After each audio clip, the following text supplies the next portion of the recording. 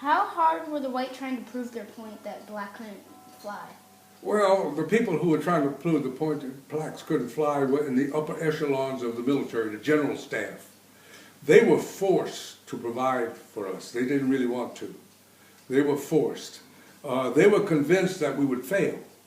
There was no doubt in their mind that this was going to be they gave us the best of everything. Tuskegee Army Airfield was state of the art. We had everything going for us. They were so certain that we were going to fail, and they didn't want us to have an excuse. So we really got the best of everything. We had a fine facility. We had good airplanes. All of our mechanics were people of color. So on that air base, we really didn't have a problem.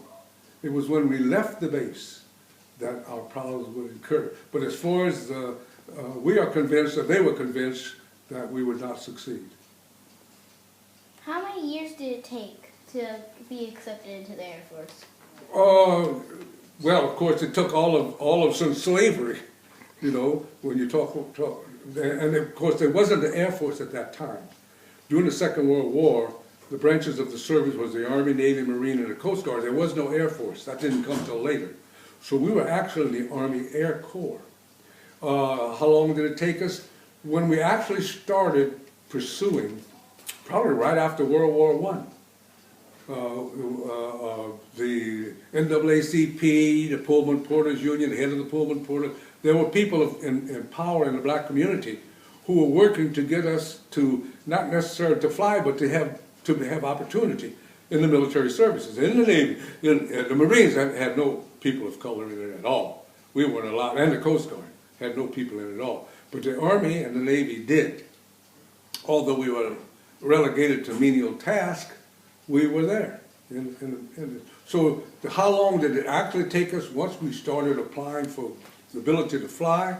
Probably about 6 years. Sometime like 1935 to, well, 1939. It was basically about 3 years before the first success. And the first success was being allowed into what was a civilian program at that time called the CPTP, the acronym for the Civilian Pilot Training Program. This is another story that I don't want to get too involved in. But we first had to get them to allow us into the CPTP.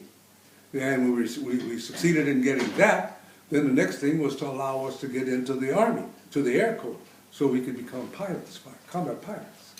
So altogether, we started protesting sometime around 1937, thereabouts, you know, and we succeeded. By 1939, we were accepted into the CPTP.